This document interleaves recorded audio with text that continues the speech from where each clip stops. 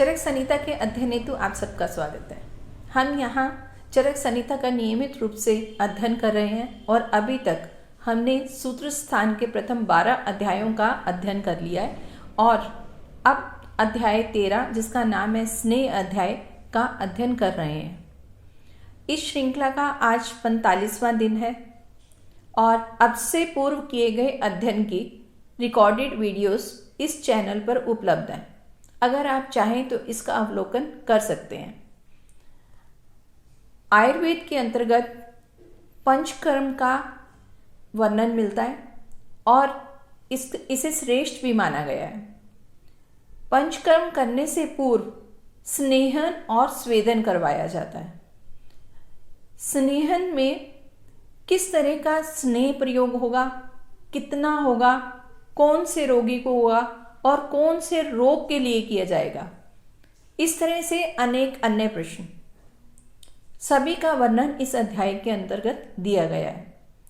तो अभी तक हम इस अध्याय में जान चुके हैं कि स्नेह क्या है, उनकी उत्पत्ति के कारण क्या है, स्थावर और जंगम स्नेह कौन से हैं और फिर इनका प्रयोग किस रोगी के लिए और किस रोग के लिए करना चाहिए और साथ ही किस ऋतु या किस समय करना चाहिए, फिर इसका अनुपान क्या होना चाहिए, घृत के क्या लाभ हैं, स्नेह के यानी कि तिल के और वसा और मज्जा इन सब के क्या लाभ हैं।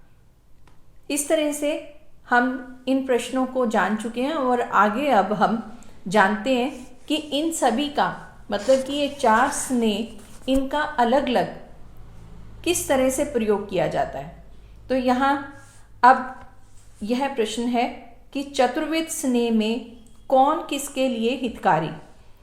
तो यहाँ बताया गया कि कहाँ पर घृत का प्रयोग होगा और कहाँ तेल और कहाँ वसा, कहाँ मज्जा, इस तरह से यहाँ पर हमें वर्णन मिलता है। तो सबसे पहले घृत सेवन के योग्य रोग और रोगी के विषय में बता रहे हैं कि जो मनुष्य वात पित्त प्रकृति के हों अथवा वात प्रकृति या पित्त प्रकृति के हों और फिर वात जन्य और पित्त जन्य या वात पित्त जन्य विकार से पीड़ित हों। तो यहाँ पर रोगों के विषय में बताया। पहले प्रकृति बता रहे हैं कि व्यक्ति अगर वात और पित्त दोनों इकट्ठा बता रहे हैं कि वात पित्त प्रकृति के हैं या अगर वह केवल वात प्रकृति का है या केवल पित्त प्रकृति का है। तो यहाँ प्रकृति को देखते हुए कि वातज है या पित्तज है या वात पित्तज है, तो उस समय हमें घृत का प्रयोग करवाना है। और फिर आगे बता रहे कि वात जन्य और पित्त जन्य या वात पित्त जन्य विकार से पीड़ित हो। रोगों के बारे में भी ऐसा कहा कि या तो वात जन्य या पित्त जन्य या फिर वातज और पित्त जन्य रोग हो तो हमें घृत का प्रयोग करवाना है। और नेत्र को स्वस्थ रखना चाहते हो तो नेत्रों के लिए भी घृत का प्रयोग किया गया है। यहाँ पर नेत्र तर्पण भी हमने पहले जाना, नेत्र तर्पण में भी घी का प्रयोग किया गया है। और फिर उसके बाद उर्क्षत से पीड़ित हो और साथ में जिसका शरीर क्षीण हो गया हो, मतलब कि कमज़ोर हो गया है, दुर्बल है, उस व्यक्ति में भी हमें घृत का प्रयोग करना है।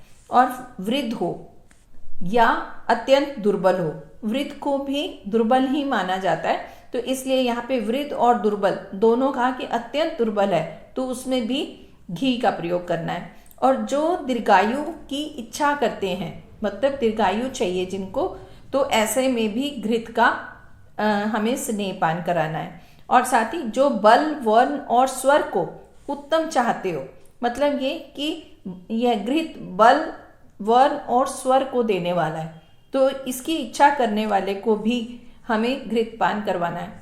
ऐसा सुनने को आता है कि जो गायक हैं या जो वक्ता हैं वो पहले घृत पान करते हैं फिर अपना कार्य आरंभ करते हैं। तो यहाँ इससे ये समझ आ रहा है कि घृत जो है वो स्वर को देने वाला है। तो बल वर्ण और स्वर को उत्तम मानने वाले का प्रयोग के मतलब अंतर्गत स्नेह पान करवाने के लिए घृत का प्रयोग किया जाएगा।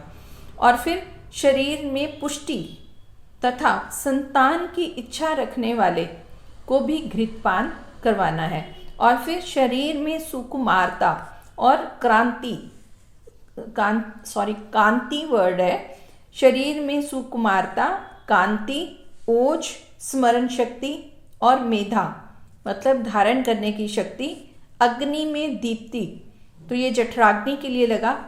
और फिर इंद्रियों में शक्ति और इंद्रियों को बलवान बनाना चाहते हो, तथा दाह, शस्त्र, विष और अग्नि से पीड़ित हो तो उन लोगों को घृत का सेवन करवाना चाहिए।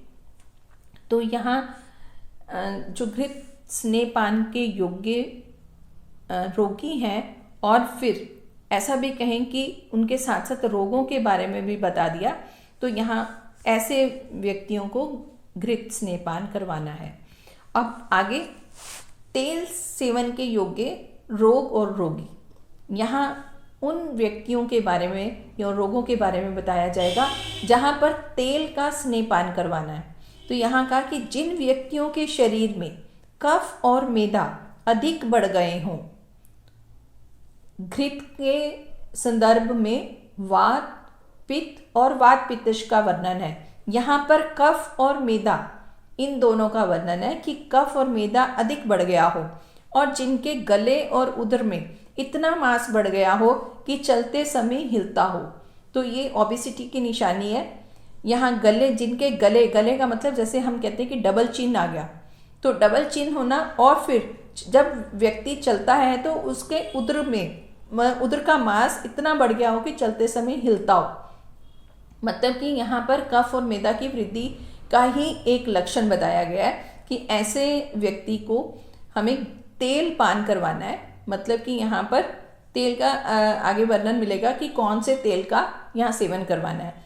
तो अभी हमें ये बताया गया कि ये तेल सेवन के योग्य रोगी हैं, और उसके साथ ही जो वात व्याधि से पीड़ित हो, और जो पित्त प्रकृति के मनुष्यों, और जो शरीर में बल और पतलापन, हल्कापन, दृढ़ता और शरीर को स्थिर बनाना चाहते हो, और जो मनुष्य अपनी त्वचा को स्निग्ध, श्लेष्म और पतली बनाना चाहते हो। अभी पूर्व कक्षा में हम जान चुके हैं कि तेल त्वचा के लिए हितकारी माना गया है, और अभ्यंग के लिए तिल का तेल सर्वश्रेष्ठ माना गया है। अब यहाँ पर ऐसा कहा गया कि अगर मनुष्य अपनी त्वचा को स्निग्ध, श्लेष्म और पतली बनाना चाहते हो तो तेल का प्रयोग करना है। और फिर साथ ही उनके उदर में कृमि हो, मतलब अगर कृमि रोग भी है तो उस समय भी तेल का प्रयोग करना है। और साथ ही जिनका कोष्ठ क्रूर हो, क्रूर कोष्ठ वाले कि जैसे कि जिनको औषधि की मात्रा ज़्यादा चाहिए मल निष्कासन के लिए, तो ऐसे व्यक्ति जो क्रूर कोष्ठ वाले हैं उनको भी तेल का स्नेहपान करवाना है। और फिर जो नाड़ी व्रण से पीड़ित हो, नाड़ी व्रण मतलब कि जो बाहर से तो ओपनिंग छोटी सी लग रही है लेकिन वो एक नाली की तरह अंदर वो घाव भरा हुआ है, बना हुआ है, तो उसको हम कहेंगे नाड़ी व्रण। तो यहाँ नाड़ी व्रण, अगर कोई रोगी नाड़ी व्रण से पीड़ित है तो उसमें भी तेल का स्नेहपान करवाना है। और जिन लोगों को तेल खाने का अभ्यास हो उस व्यक्ति को भी तेल का स्नेहपान करवाना है। तो यहाँ पर तेल का अभ्यास हो तो इसका मतलब ये हुआ कि कुछ व्यक्ति अपना भोज्य जो है, मतलब अपना खाना भी तेल में बनाते हैं, तो वो तेल के अभ्यासी हैं। लेकिन जो व्यक्ति तेल के अभ्यासी नहीं होते, मतलब कि वो अपना खाना घृत में बनाते हैं, तो वो उनको तेल का प्रयोग भी अच्छा नहीं लगता है। तो ऐसे में भी बताया कि जो घृत के अभ्यासी हैं उनको घृत पान करवाना है, और जो तेल के अभ्यासी हैं उनको तेल पान करवाना है।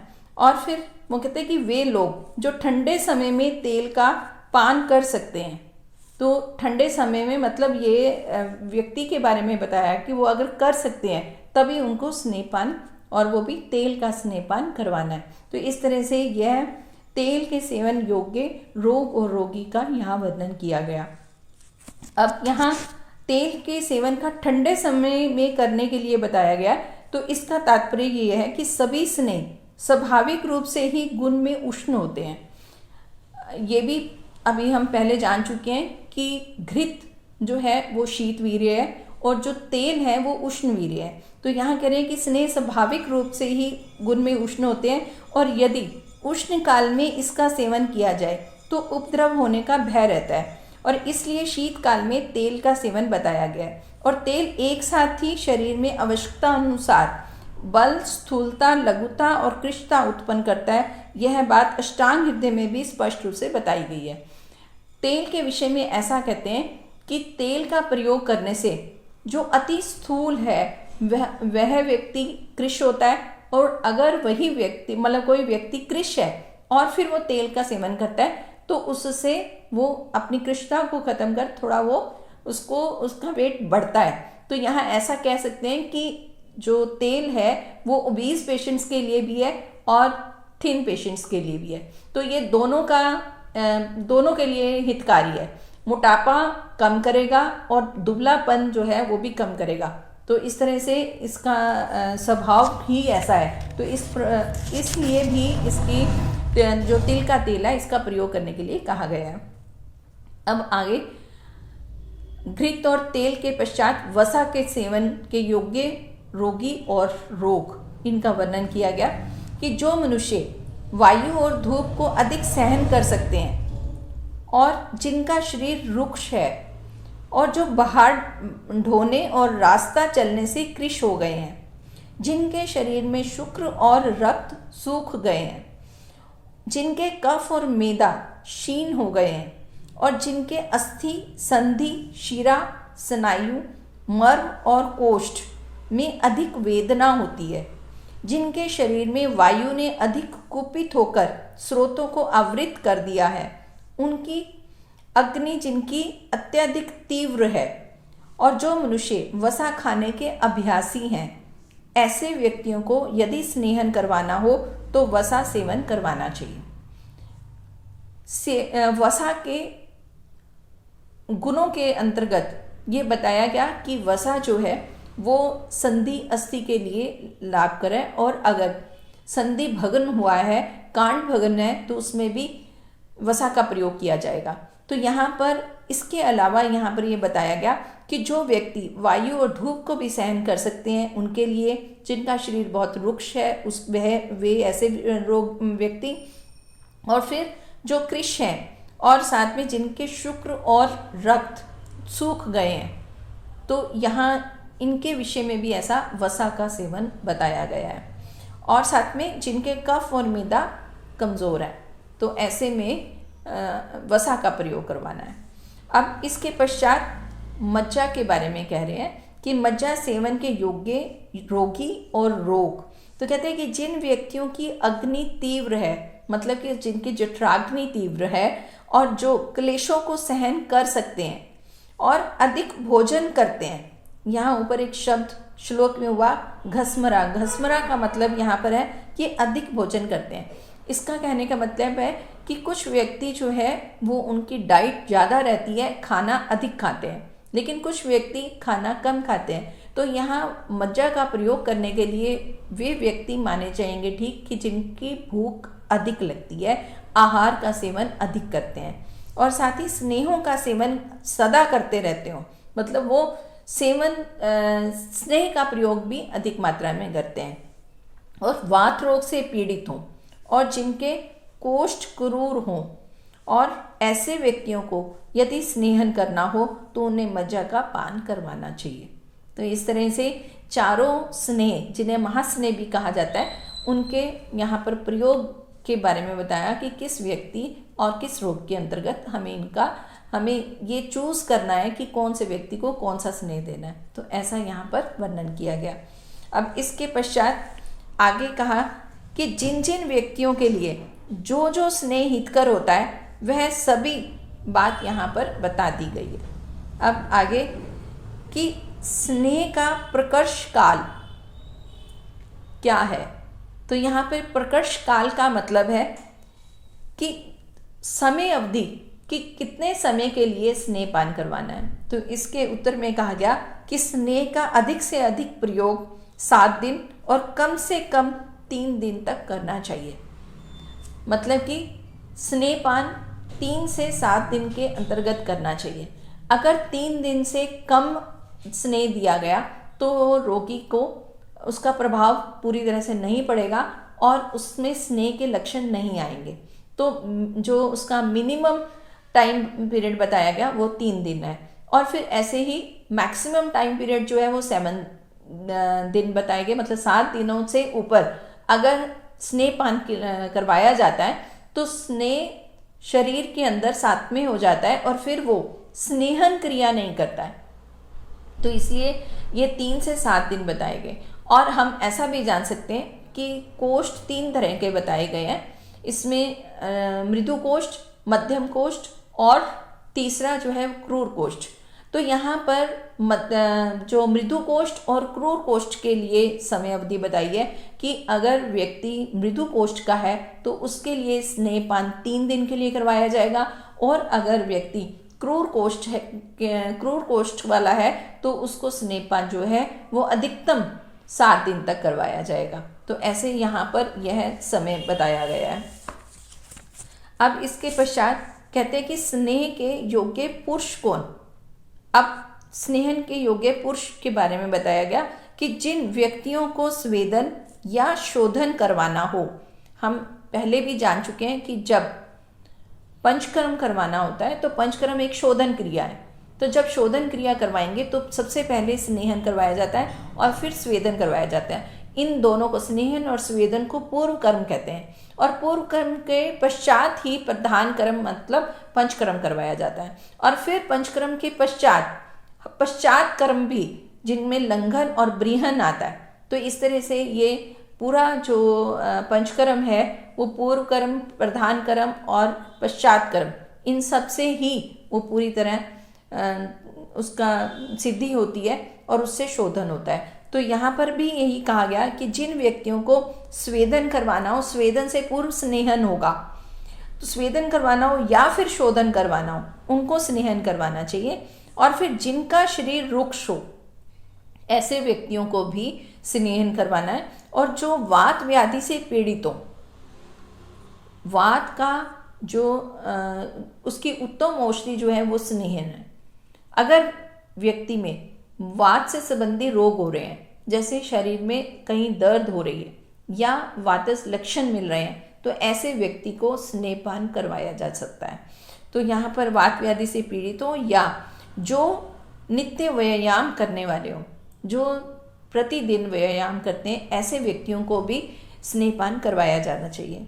और जो नित्य मदिरा पीते हो और जो नित्य चिंता करने वाले हों, ऐसे व्यक्ति को स्नेहन करवाना चाहिए। अब योग्य पुरुष बताने के बाद अब अयोग्य पुरुष कौन से हैं, मतलब किन व्यक्तियों को स्नेहपान नहीं करवाना चाहिए, उनके विषय में बता रहे हैं कि बिना संशोधन कराए जिन रोगों को रुक्षण क्रिया बताई गई है, मतलब कि उनको स्नेह नहीं करना है और उनको शरीर में रुक्षण चाहिए, तो रुक्षण क्रिया बताई गई है, ऐसे लोगों को शरीर में कफ और मेदा अगर बढ़ा हुआ है, क्योंकि स्नेह कफ और मेदा को बढ़ाने वाला है, तो यहाँ पर जिन व्यक्तियों का कफ और मेदा बढ़ा हुआ है, ऐसे व्यक्तियों को भी स्नेहन नहीं करवाना, वे स्नेहन के अयोग्य हैं। और जिन लोगों के लिए रुक्षण क्रिया कही जाएगी, यदि उन्हें संशोधन ना करना हो तो स्नेहन क्रिया नहीं की जाती है। मतलब रुक्षण उसके लिए एडवाइजेबल है और साथ ही उसका पंचकर्म नहीं करवाना है। तो ऐसे रोगी के लिए हमें स्नेहपान भी नहीं करवाना है।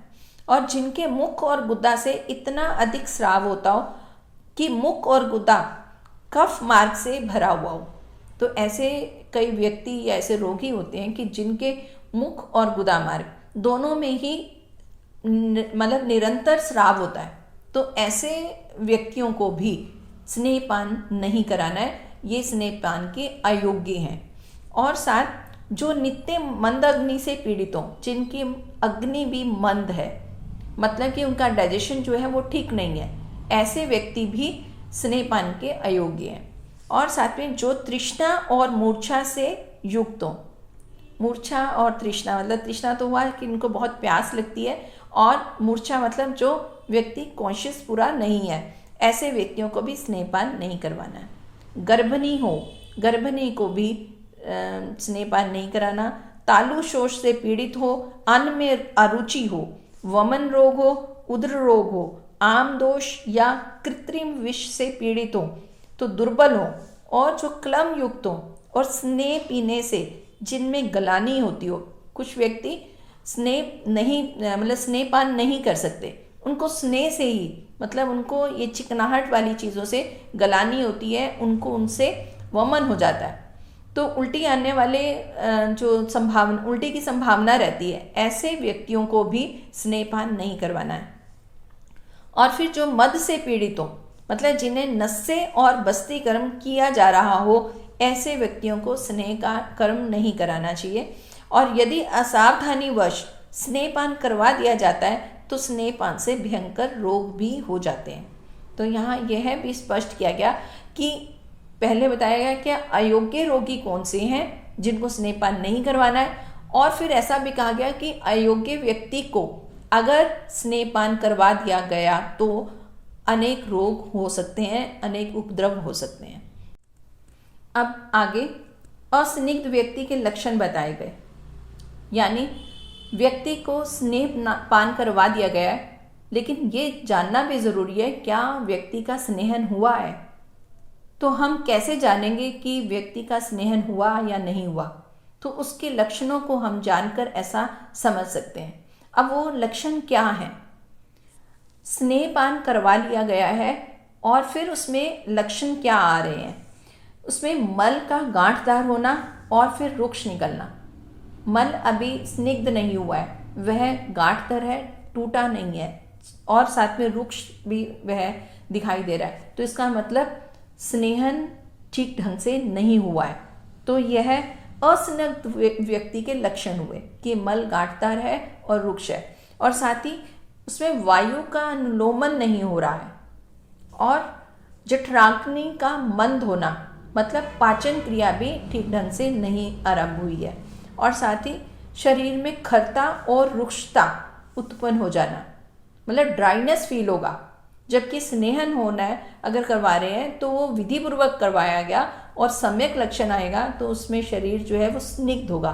लेकिन अगर शरीर रुक्ष है और खर है तो इसका मतलब वो असम्यक है, अभी स्नेहन नहीं हो पाया है। तो ये सभी अस्निग्ध के लक्षण बताए गए हैं। अब आगे स्निग्ध व्यक्ति के लक्षण बताए गए हैं, मतलब कि जिस व्यक्ति में स्नेहपान करवाया गया और वह विधि पूर्वक ठीक ढंग से हुआ तो उसके क्या लक्षण होंगे। तो कहते हैं कि वायु का अनुलोमन होगा, जठराग्नि तीव्र हो, मतलब है उसका पाचन क्रिया भी तरीके से मतलब तीव्र हो गई है, पूरी पाचन क्रिया हो रही है, और फिर मल चिकना और गांठदार ना हो, तो शरीर में कोमलता और चिकनापन हो। इस व्यक्ति का स्नेहन उचित रूप में हो गया है, ऐसा जान लेना चाहिए। तो ये दोनों तरह के लक्षण बताए गए। अब आगे अति स्निग्ध व्यक्ति के लक्षण, मतलब स्नेहपान तो करवाया लेकिन उसकी मात्रा अधिक हो गई और व्यक्ति को स्नेहन अधिक हो गया, तो क्या लक्षण होगा। स्नेह पीने के बाद जिस व्यक्ति के शरीर में पीलापन, भारीपन, जड़ता उत्पन्न हो और मल पचकर नहीं निकले, मतलब मल वैसे निष्कासन होता रहे लेकिन वो पचकर नहीं निकल रहा है, और फिर तंद्रा और अरुचि और उत्क्लेश ये लक्षण उत्पन्न हो, तो ऐसे व्यक्ति को स्नेह क्रिया अधिक रूप में हो गई है, ऐसा जानना चाहिए। और अब अति स्निग्ध व्यक्ति के लक्षणों के पश्चात अब स्नेहपान से पहले क्या हित अहित है, ये इसका उत्तर दिया गया कि यदि कल स्नेह पीने की इच्छा हो, मतलब कि आने वाले समय में अगर स्नेहपान करवाना है तो उसमें क्या होगा कि आज रात को, अगर कल सुबह हमें स्नेहपान करवाना है तो आज रात को स्नेहपान में एक दिन पूर्व द्रव गर्म और जो अभिषेंदी ना हो और जो अति स्निग्ध ना हो एवं असंकीर्ण हो, अर्थात अपथ्य से मिश्रित ना हो, ऐसे अन्न का मात्रा पूर्वक भोजन करवाना चाहिए। तो एक दिन पूर्व की बारे में बताया गया कि स्नेहपान से पूर्व गर्म द्रव मतलब लिक्विड चीज़ें जो हैं वो ज़्यादा पिलानी है, और साथ ही खाना ऐसा होना चाहिए जो अभिसंधि ना हो, जैसे अभिसंधि का मतलब हमने माना था कि स्रोतों को रोकने वाला, तो उसमें दही को भी अभिसंधि माना गया है। तो यहाँ कहते हैं कि ऐसा खाना दें कि जो अभिसंधि ना हो और फिर वो बहुत ज़्यादा स्निग्ध भी ना हो, क्योंकि सुबह स्नेहपान करवाना है तो पहले अति स्निग्ध द्रव्य नहीं देने हैं, और फिर अपथ्य भी ना हो, मतलब जो हितकारी नहीं है इन द्रव्यों का भी सेवन नहीं करवाना है। और फिर यहाँ अभिसंधि का अर्थ भी बताया गया कि अभिसंधि वह पदार्थ होता है जो कफ वर्धक और गुरु होने से रसवाही स्रोतों के मुख को बंद कर कोष्ठ आदि में गुरुता उत्पन्न करता है। तो ऐसे द्रव्यों का सेवन एक दिन पूर्व नहीं करवाना है। अब इसके पश्चात स्नेहपान के समय ऐसा बताया गया कि मनुष्य भोजन करने के समय भूख लगने पर संशमन स्नेह का पान करे, और यदि संशोधन स्नेह पीना हो तो रात्रि के खाए हुए अन्न का उचित रूप में पाचन हो जाए तो स्नेह पान करें। तो यहाँ पर संशमन और संशोधन दोनों के लिए स्नेह पान का यहाँ विधि बताई गई है। पहले ये कि अगर संशमन के लिए हमें स्नेह पान करवाना है तो वह उस समय करवाया जाएगा जब मनुष्य भोजन करने के समय उसको भूख लग गई है, तो भूख में भोजन के समय स्नेहपान करवाएंगे। लेकिन अगर शोधन करवाना है तो शोधन के लिए रात्रि में खाए हुए अन्न के पश्चात, मतलब उचित रूप में पाचन, जब अन्न का पूरी तरह से पाचन हो जाए उस समय स्नेह का पान करवाना चाहिए। तो ये तात्पर्य ये है कि अन्न काल दोपहर को माना गया है, तो इस काल में यदि भूख लगी हो तो संशमन स्नेह का पान करवाना चाहिए। और ऐसी अवस्था में पिया हुआ संशमन स्नेह शरीर में जहाँ तहाँ कुपित हुए दोषों को शांत करता है, क्योंकि उस समय भूख लगी रहती है और जठराग्नि तीव्र रहती है। अतः अग्नि द्वारा स्नेह का सात्मीकरण होने पर सारे शरीर में व्यान वायु के द्वारा वह फैला दिया जाता है या इसको प्रक्षिप्त कर दिया जाता है। तो ऐसा अब आगे संशोधन क्रिया में बता रहे हैं कि संशोधन स्नेह रात्रि का भोजन पच जाने पर ही लिया जाता है। इसका तात्पर्य यह है कि अजीर्ण अवस्था में नहीं लिया जाता, इसमें भूख लगने की भी प्रतीक्षा नहीं की जाती है। तो यदि भूख लगने के बाद संशोधन स्नेह का पान किया जाए तो जठराग्नि के प्रदीप्त होने पर उसका पाचन शीघ्र हो जाता है और संशोधन करने में समर्थ नहीं होता है। और यदि बिना भूख लगे रात्रि के अन्न पच जाने पर ही संशमन स्नेह का प्रयोग कर लिया जाए तो उस समय स्रोत कफ से युक्त रहता है, जिससे स्नेह और स्नेह का गुण संपूर्ण शरीर में फैल नहीं पाता है। अतः सर्व शरीरगत दोषों को शांत करने में असमर्थ हो जाता है। इस प्रकार यह समांतर संशमन और संशोधन स्नेह के पीने का समय बताया गया है। और विशेष अवस्था में इन समयों का वाद्य में, मतलब इनको हम इनका उल्लंघन भी कर सकते हैं अगर हमें इसमें रोगों के अनुसार कुछ आवश्यकता पड़ती है। तो इससे हमें ये समझ लेना चाहिए कि संशमन और संशोधन इन दोनों के लिए स्नेह पान का समय अलग अलग है। तो यहाँ बहुत विस्तार से ये समझा दिया गया कि किस समय हमें संशमन के लिए स्नेहपान करना है और किस समय हमें संशोधन के लिए स्नेहपान करना है। अब आगे कहा गया कि स्नेहपान के बाद और उसके जीर्ण मतलब पाचन हो जाने पर क्या करना चाहिए। अब इसमें कि मनुष्य उष्ण जल का पान करते हुए ब्रह्मचारी रहकर रात्रि में शयन करे।